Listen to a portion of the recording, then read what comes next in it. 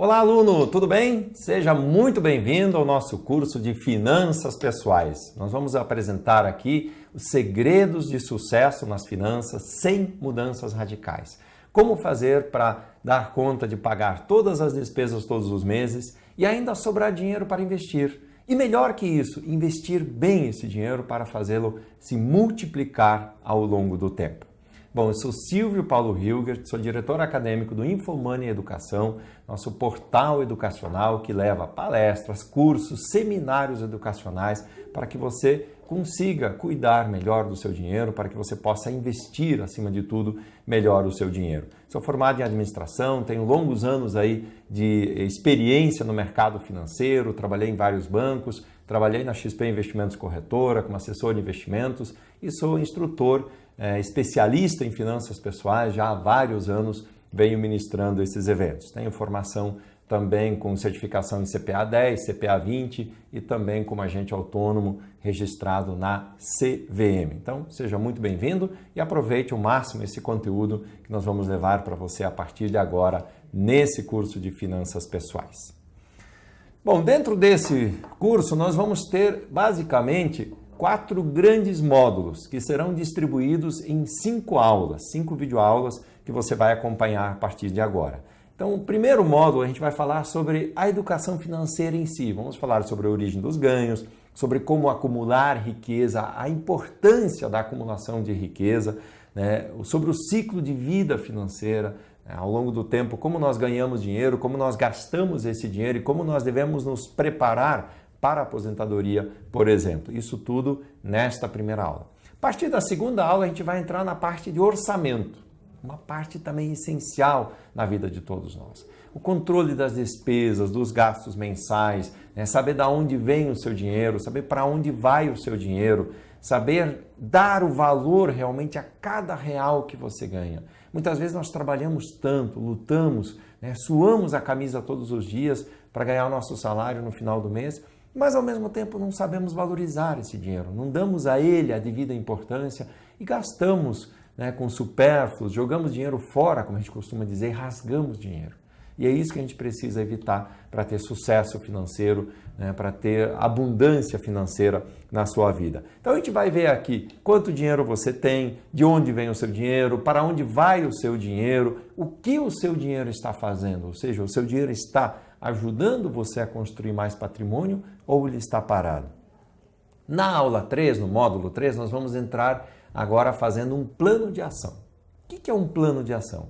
Nós já vimos, né, da onde vem o dinheiro, para onde vai, enfim, o que o dinheiro está fazendo, tudo aquilo. E agora a gente vai montar um plano para otimizar tudo isso, para melhorar as suas finanças. Quem está endividado, eu vou dar dicas aqui de como sair do endividamento.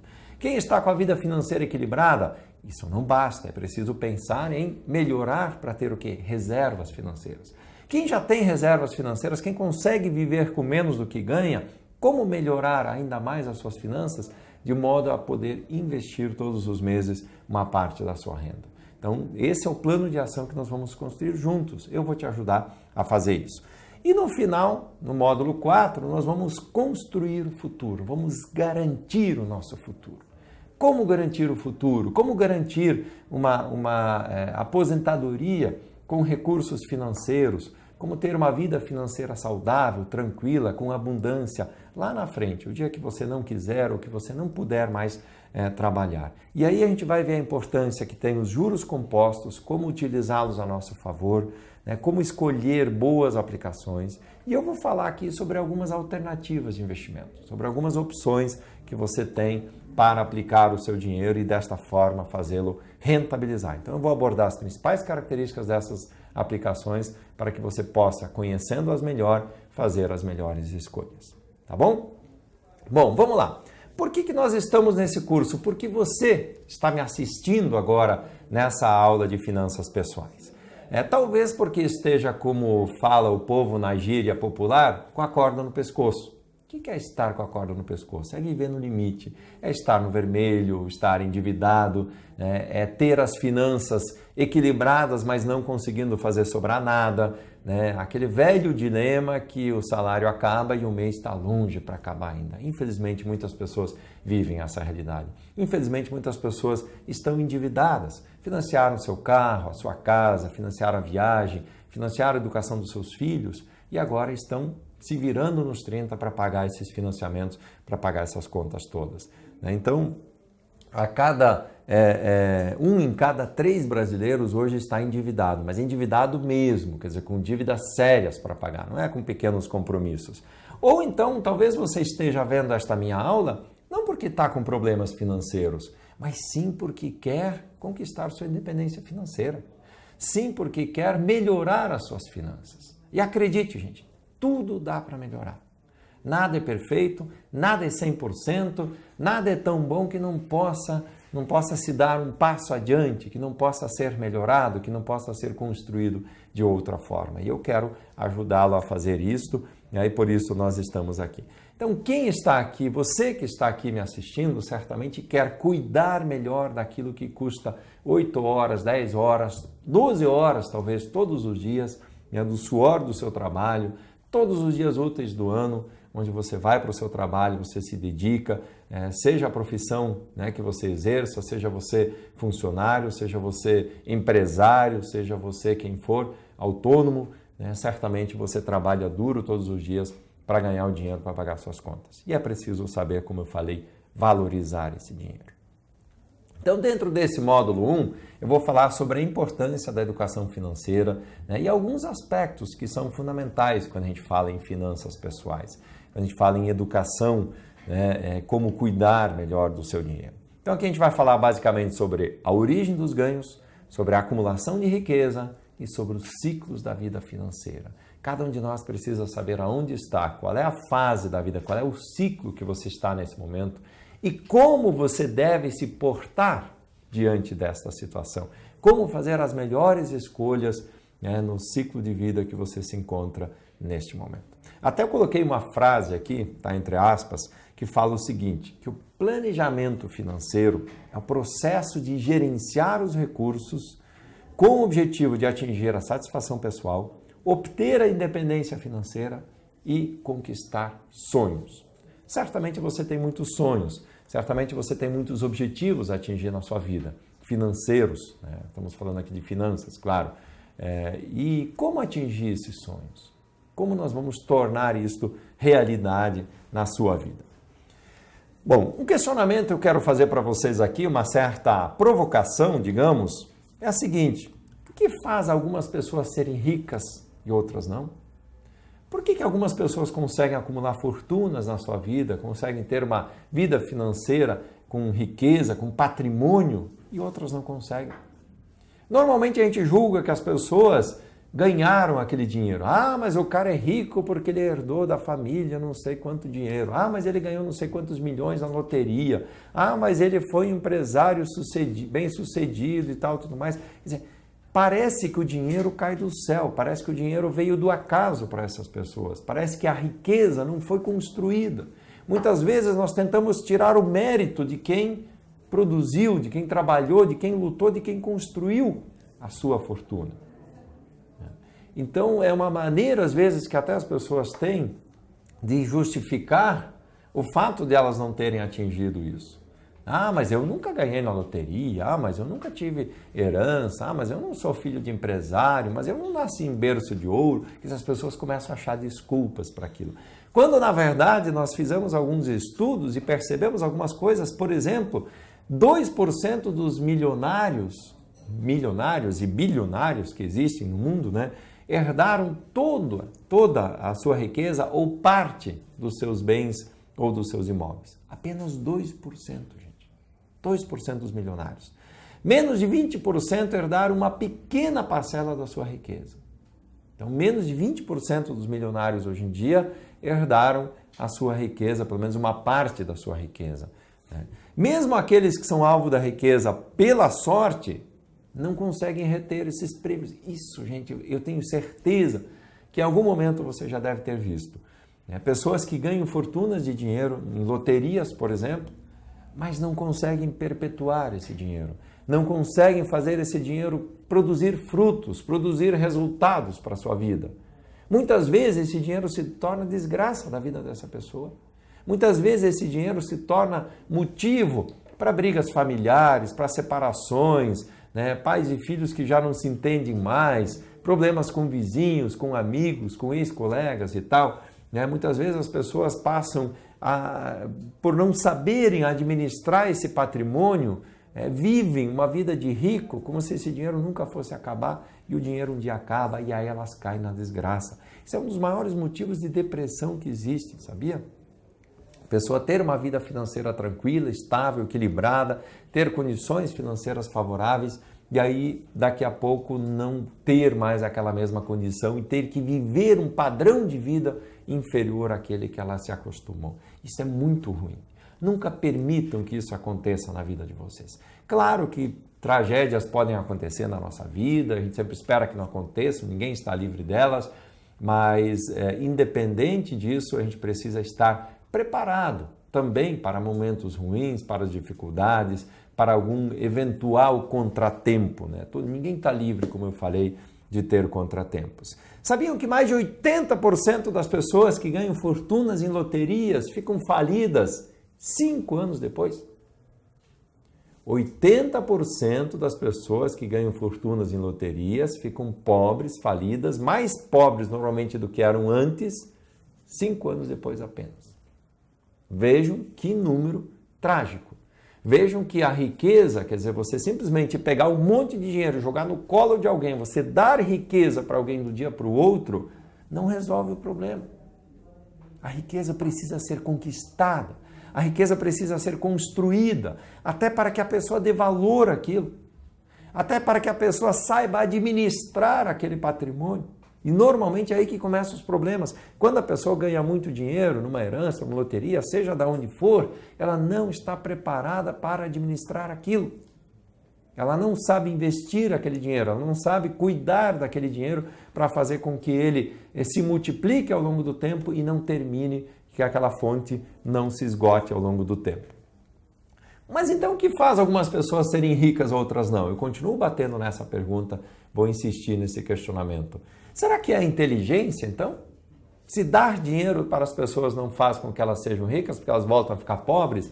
Será que as pessoas ricas são mais inteligentes, são mais capazes, têm mais capacidade de memória, sei lá, tem um QI maior, como a gente fala? Veja, a maioria dos milionários, quando a gente olha mundo afora, não se formou com mérito na faculdade, na universidade. Alguns sequer conseguiram entrar numa faculdade de primeira linha. Muitos nem faculdade fizeram na vida e se tornaram milionários. Então, se a riqueza fosse uma questão de inteligência, boa parte dos milionários teria QIs astronômicos. E não é o que se percebe.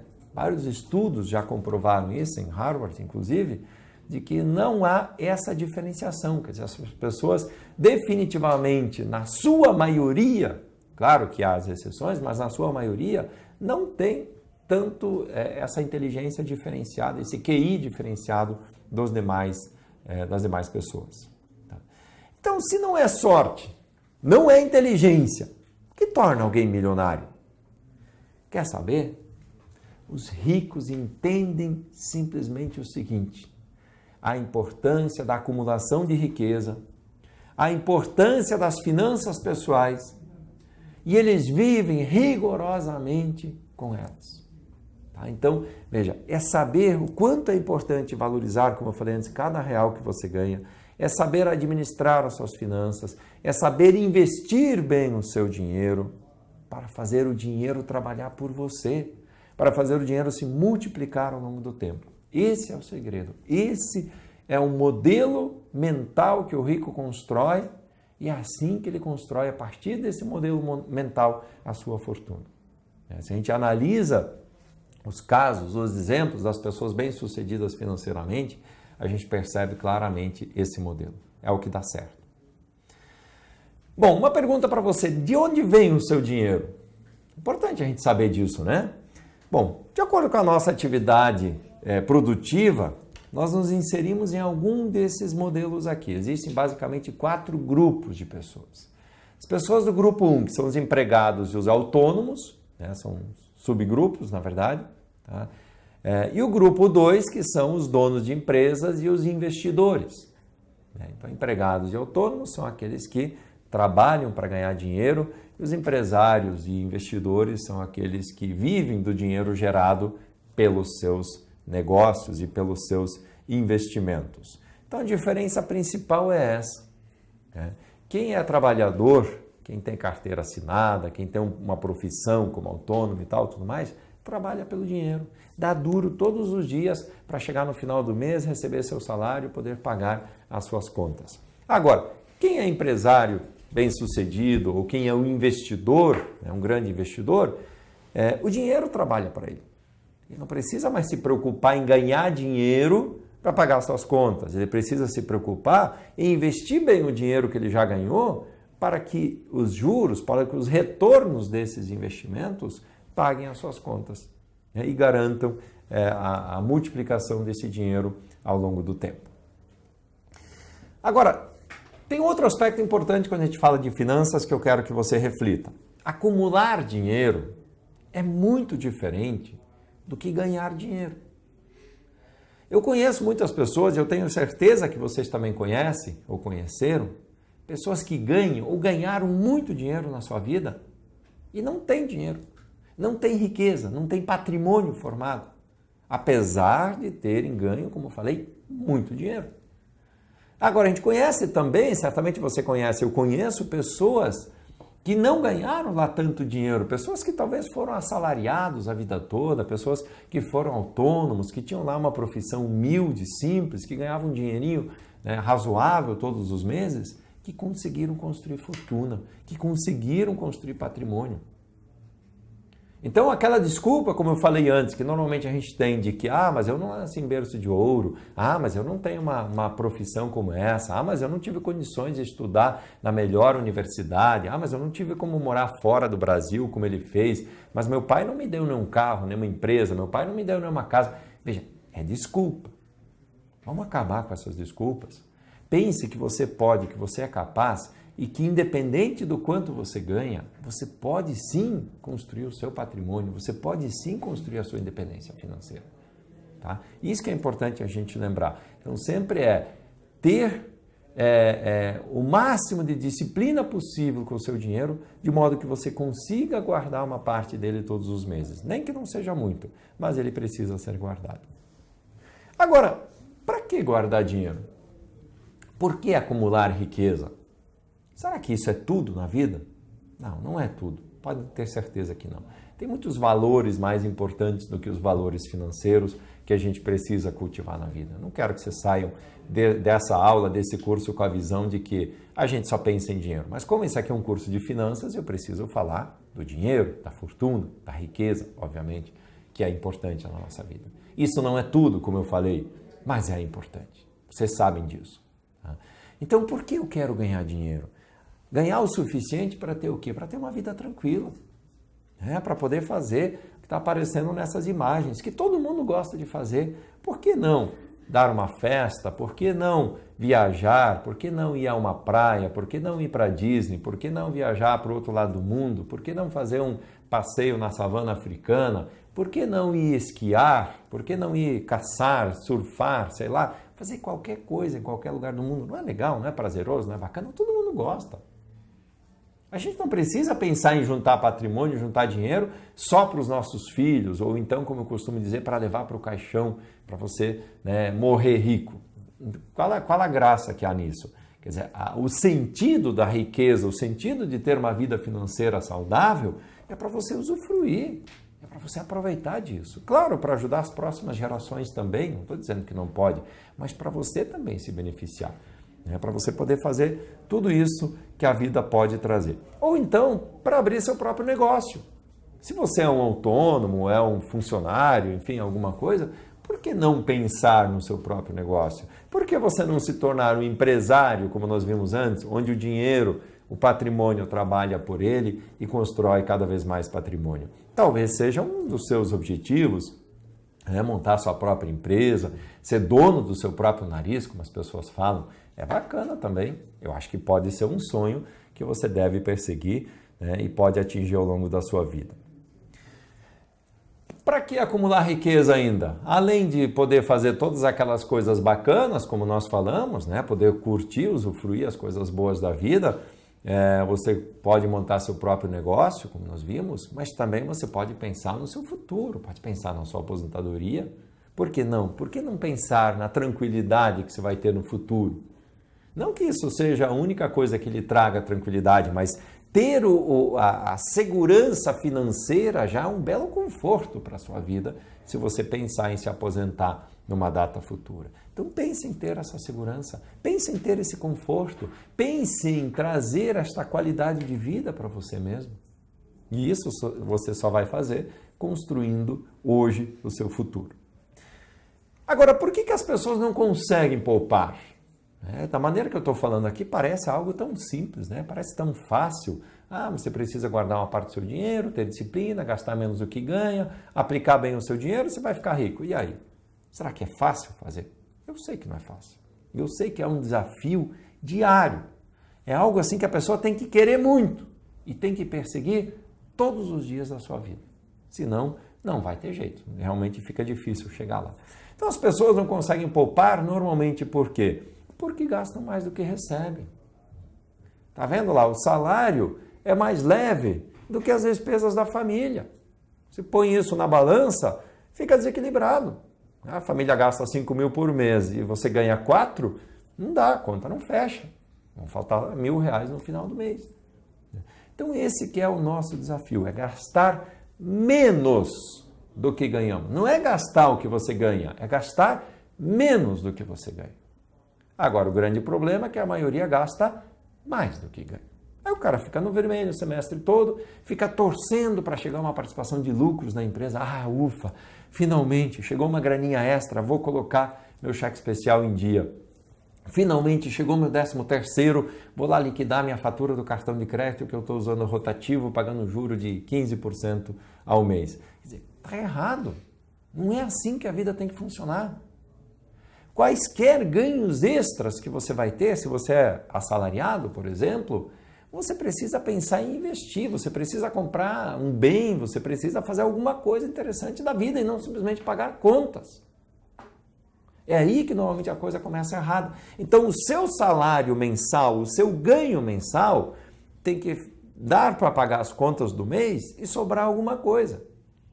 De modo que quaisquer ganhos extras sejam de fato aproveitados como extras, sejam de fato usados para alguma outra coisa que não seja simplesmente pagar a conta da água, da luz, do telefone, do aluguel, do condomínio, do supermercado. Quer dizer, isso não tem muito sentido. Tá?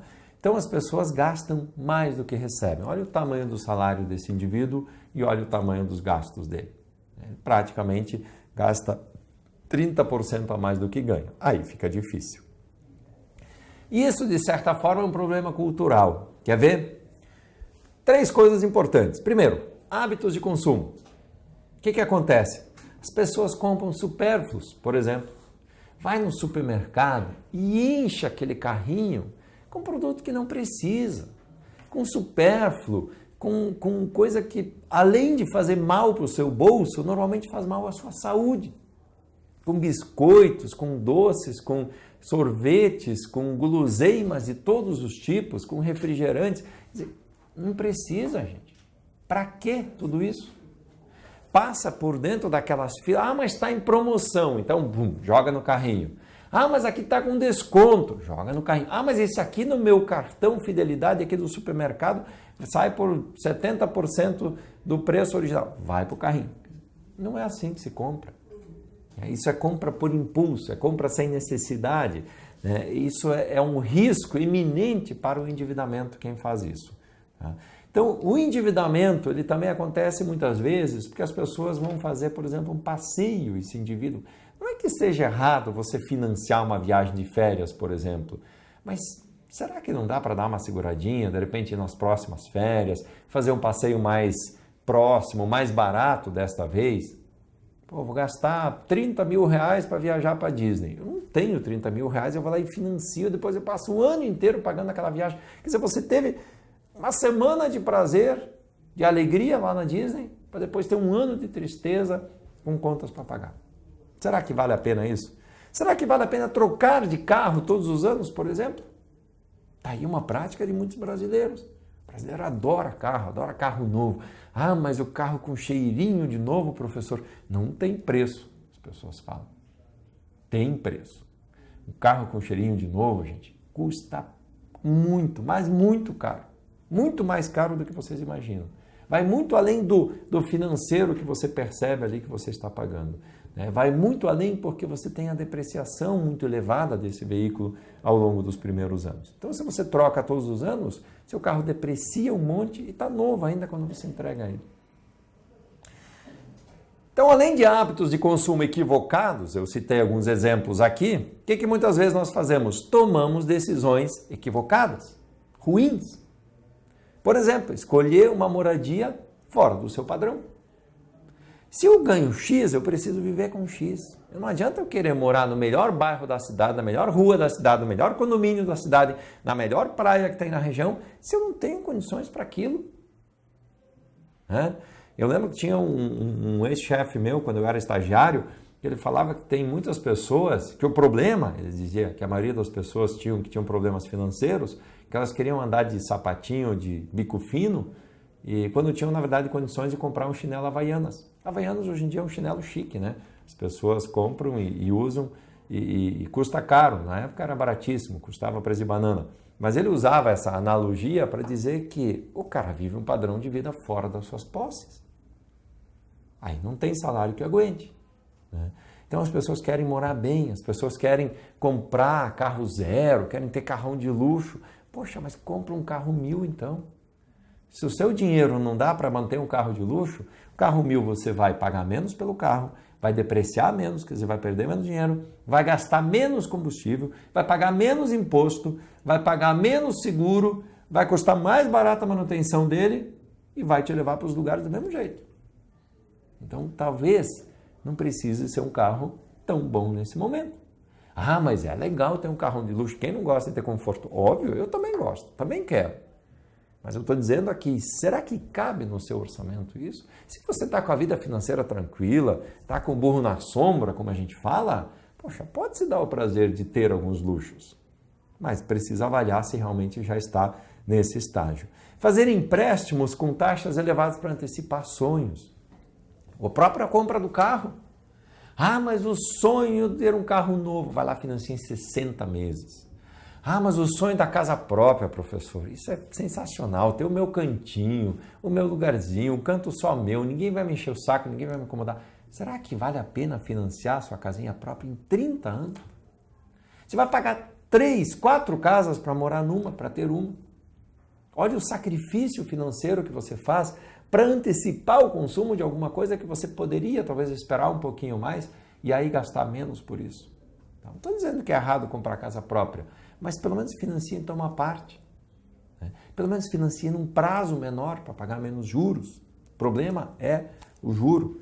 As pessoas, então, além de ter hábitos de consumo equivocados, além de tomarem decisões equivocadas, têm um padrão de vida equivocado, têm um padrão de vida elevado, fora da sua capacidade. Despesas com transporte, por exemplo, em vez de ir de ônibus, de metrô, de trem, em vez de pegar carona, bicicleta e tal, não, vai de carro para o trabalho todos os dias.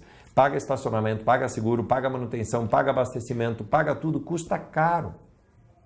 Será que vale a pena? Aluguel, condomínio, serviços que são caros de acordo com a região que você vive. Se você paga um aluguel caro, seu condomínio também vai ser caro.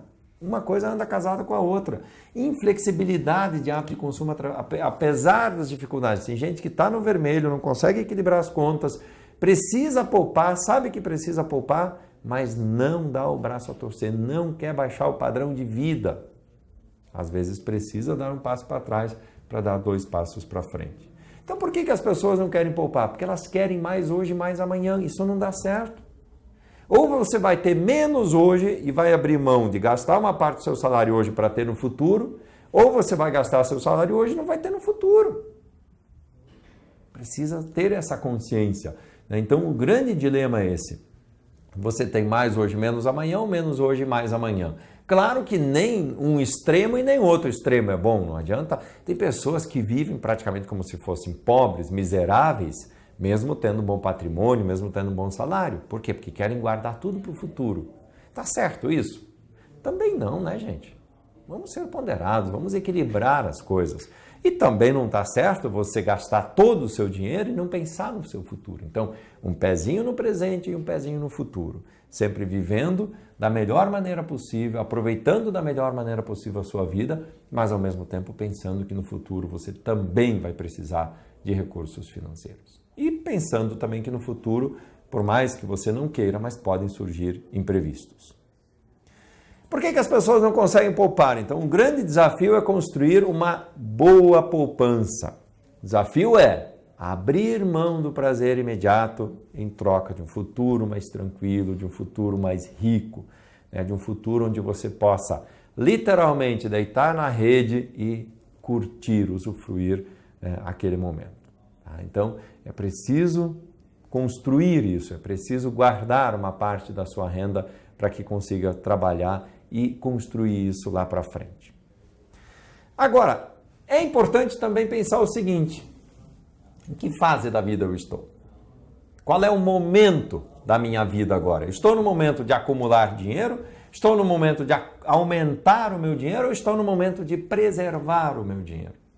São 3 fases distintas. Claro que às vezes você pode estar numa, mas também na outra, né? Elas meio que vão se complementando em paralelo. Agora, a fase de acumular é aquela fase inicial, digamos assim, da vida financeira, onde você está começando a trabalhar, onde você está começando a ter a sua independência financeira, você ainda não tem reservas, não tem patrimônio, precisa formar patrimônio, precisa começar a guardar dinheiro. O grande desafio nessa fase é pensar no longo prazo, abrir mão do prazer imediato e pensar no futuro e guardar uma parte da renda. Então, a palavra-chave aqui é disciplina. Essas pessoas precisam ser muito disciplinadas. Infelizmente, tem muitas pessoas ao longo da sua vida nunca saem da primeira fase, que é a fase de acumular. Nunca conseguem construir patrimônio ao longo da sua vida.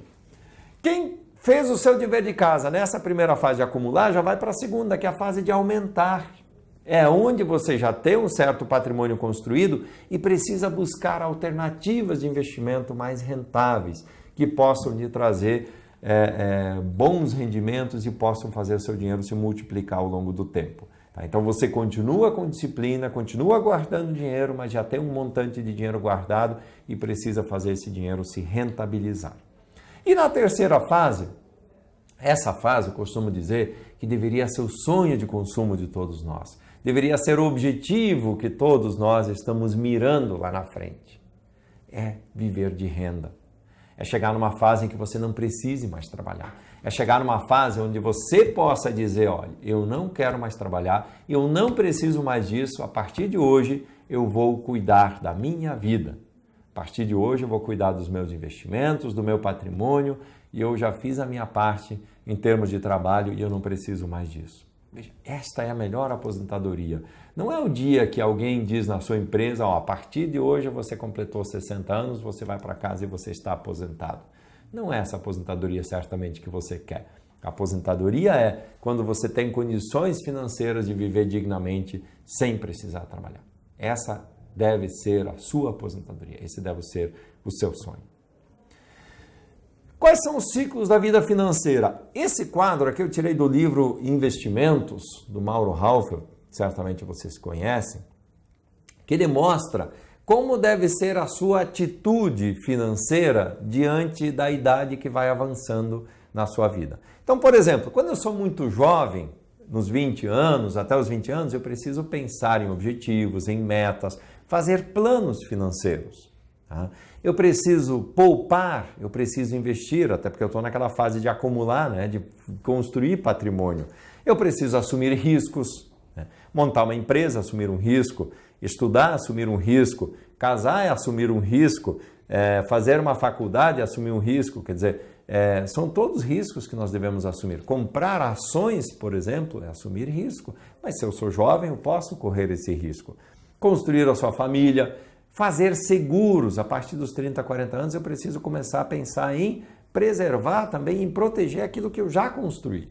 E o seguro serve para isso. Então, o seguro da casa, seguro do carro, seguro de vida, né? São seguros que fazem parte da sua vida, que devem fazer parte da sua vida para proteger o seu patrimônio e proteger também as pessoas que você quer bem. Na meia-idade, a partir dos 50 anos, você já pode ter uma atitude mais conservadora, não precisa ser tão agressivo, tão arrojado, já pode começar a controlar mais a situação.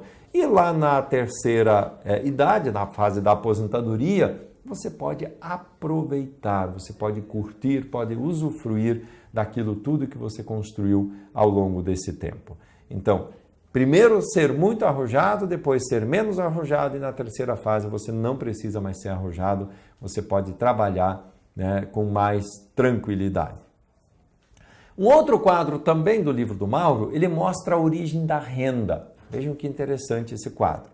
Aqui a gente tem 3 linhas. A linha de cima, esta verde, é a soma de todas as fontes de renda das pessoas. Então, a renda oriunda do trabalho, ou não oriunda do trabalho, enfim, as fontes de renda que as pessoas têm.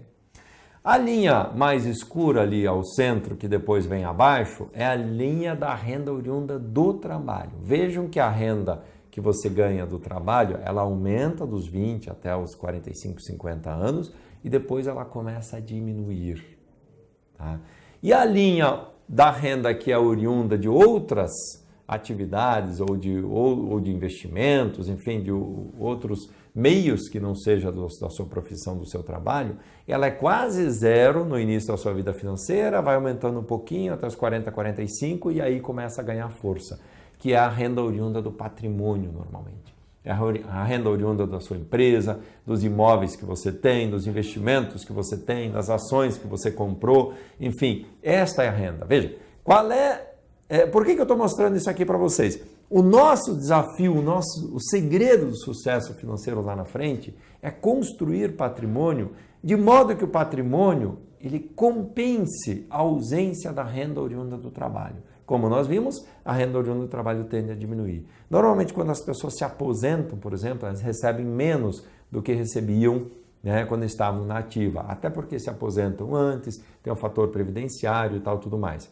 Então, é preciso ter essa consciência e saber administrar as suas finanças a tal ponto de evitar com que você tenha uma queda significativa na sua renda total depois que a sua renda oriunda do trabalho diminui. Então, é preciso construir patrimônio para que a renda oriunda do patrimônio possa compensar a ausência da renda vinda de outros meios, né? No caso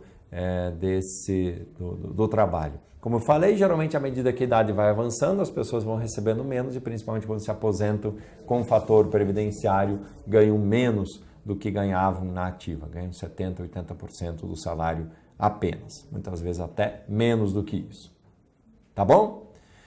Bom, nessa primeira aula nós vemos aí uns conceitos muito importantes sobre finanças pessoais, espero que vocês tenham gostado. Na segunda aula eu voltarei começando a falar sobre a parte de organização financeira, como construir um bom orçamento, por exemplo, para as suas finanças, como pensar, como planejar a sua vida financeira, de modo que você tenha uma vida financeira saudável, de modo que você consiga construir de fato patrimônio ao longo do tempo, tá bom? Então aguardo vocês na próxima aula. Até mais!